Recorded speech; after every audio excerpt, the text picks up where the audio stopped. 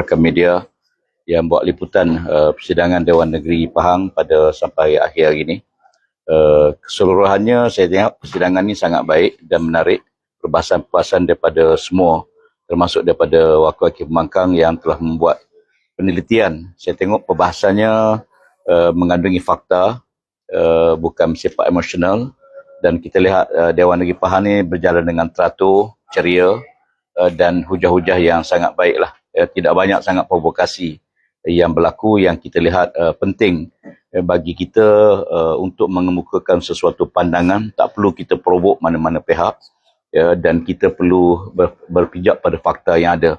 Alhamdulillah secara keseluruhannya kita mendapat jawapan daripada apa yang dibangkitkan.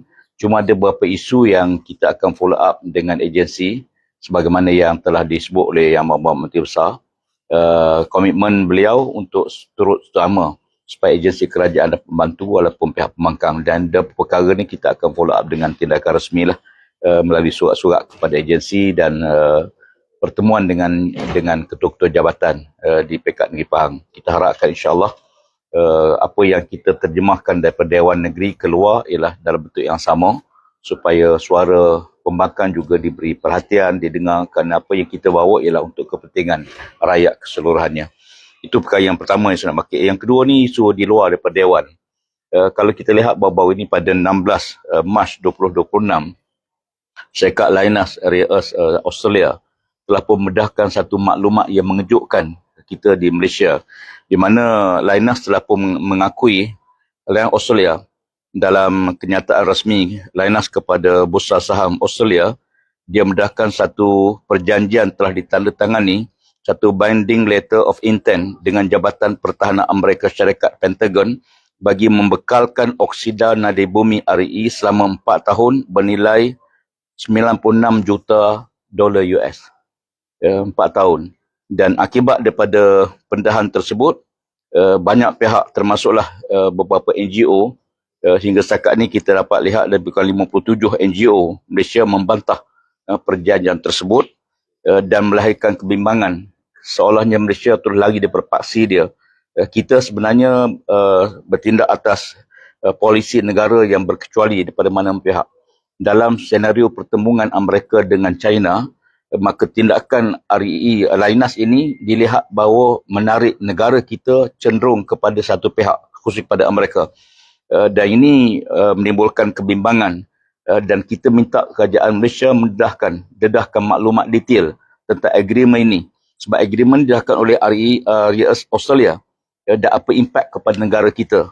4 tahun dibekalkan. Apakah tentunya daripada Linus, sebab Linus di Kuantan, di Gebeng ini, yang proses RE, dan kita bimbang kalau tindakan ini tidak dijelaskan, dia akan timbulkan polemik. Apakah sebenarnya tindakan kerajaan, kawalan kerajaan terhadap syarikat Linus, dan urus niaga dia, sejauh mana kerajaan perlu bertindak supaya kita dilihat berada atas paksi yang asas, iaitu berkecuali, tidak condong kepada mana-mana pihak dalam situasi yang sedang berlaku sekarang.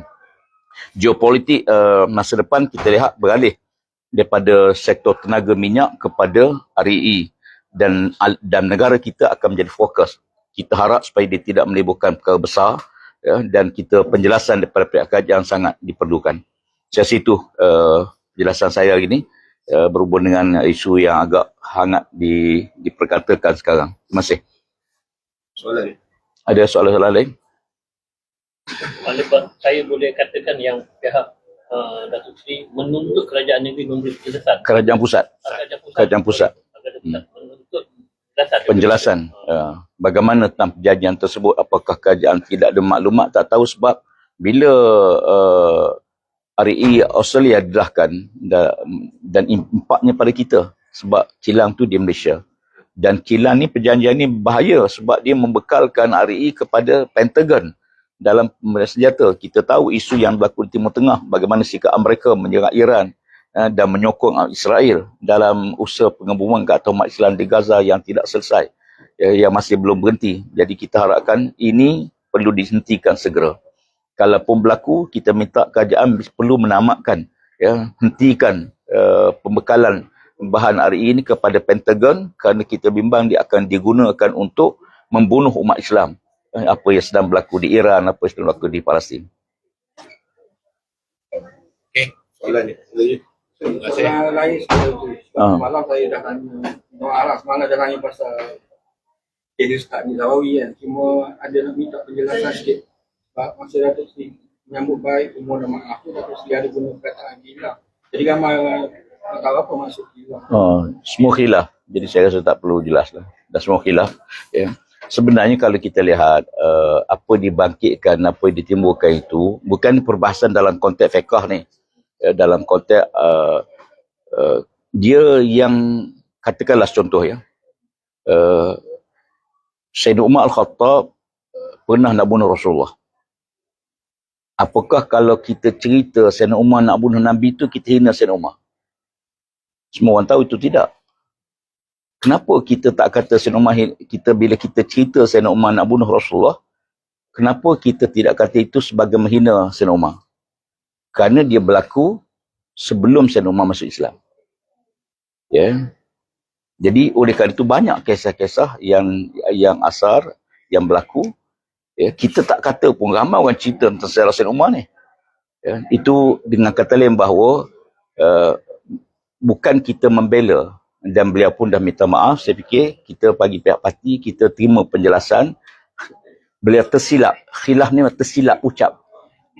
Tersilap ucap dalam ucapan tu. Terkhilaf makna beliau tersilap petik. Sebab dia apa dia bangkitkan itu, kita tengok tak ada sumber pun. Jadi kerana kesilapan itu maksud saya. Bukan dalam konteks usul fiqh, dalam konteks itu, sebab kita tahu khilaf dia lah. Bukan dalam isu hina sahabat Nabi, tak ada khilaf.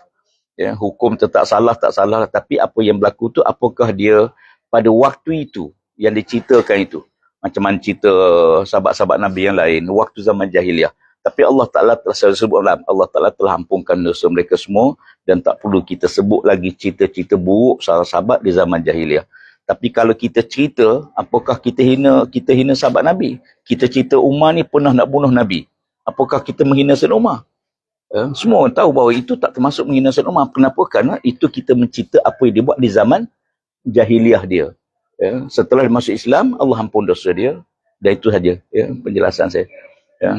Khilaf tu dalam konteks maksud yang tersebutlah.